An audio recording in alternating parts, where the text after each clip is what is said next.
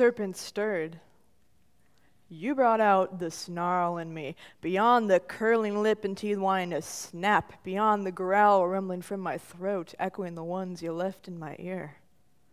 You brought out my hungriness for as much as you could give. Incisors clasping upon collarbones, smacked, grabbed, held in place, made to toss this way and that, gangbanged. You awoke how insatiable I could be. Even to share meals and feeling that pleasure of feeding you, and to find on my finger the spore your body made later, to touch what entered and exited and stain myself with your smell lingering after I washed, it fueled me, the earthiness of you. This mouth opened as I pedaled on adrenaline across town. I sang big with yippee-yi-okay. Wanted to shriek and groan so much when with you that it ripped my voice to shreds. I was inspired to let myself bellow in my most shameless beastliness. Just wanted to hear you get on your pillow or bike and bellow too. 'Cause I saw where those kinds of cancers, guarded if need be, but ready to give up some amazing goods once that service is penetrated. I'm that kind of Scorpio rising, all about sex and death and delving into such states of extremity, learning from life at the edge.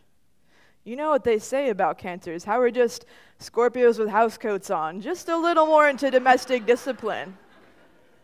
And you knew I was born in the year of the dragon, able to go all subterranean, deep and dark, and high like the sky, back again. These arms burned, still I rode. These haunches held over to grind into you, burned, still I rode. Days later, it made typing or accomplishing much anything agonizingly slow. Still I rode. That desire to write while at work and call you to read while you were working too, and to steal off with toys to fuck myself until I could take a break from that wave of pure lust and eat and give in to my fatigue. That sneaking to jack off I almost never do.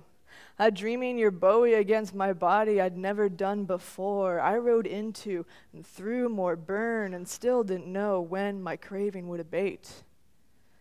Scorpion paused, flexed along its segments down to its tail, feeling the stinger staying in balance no matter what shifted while covering the ground, ready to strike if sufficiently aroused.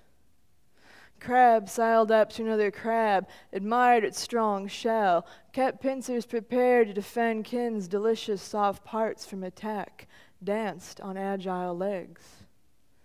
Kundalini serpent stirred from where it had lain in dormant waiting and started to rise up, this crooked spine. After you left, something at my groin gave way. My age, or my sounds and furies, or how I keep pushing through, finally fissured tissue in a new way that needed correcting. Before I knew what was happening, I couldn't call you from the hospital. Then it was day after day in bed, recalling my desire against the washing machine, in the kitchen, in bathrooms, residential or public. Week after week of wondering when I'll be able to take the new scar at the bottom of my belly being pressed, when where you once bit so sensationally at the top of my thigh won't be numb. After you left, a day came that called me to find what I could take, what I could offer with all the ache and endurance in me. For the first time, I really found the power of holding myself in place, teasing myself up while holding stillness and openness, not tensing my gut or clenching as if for your cock. Keeping from bucking as I came made me yell louder, feeling inside rushing up, bigger and bigger, and I rode it without getting burned at all. After you left, I got my own knife. I don't need to imagine yours anymore.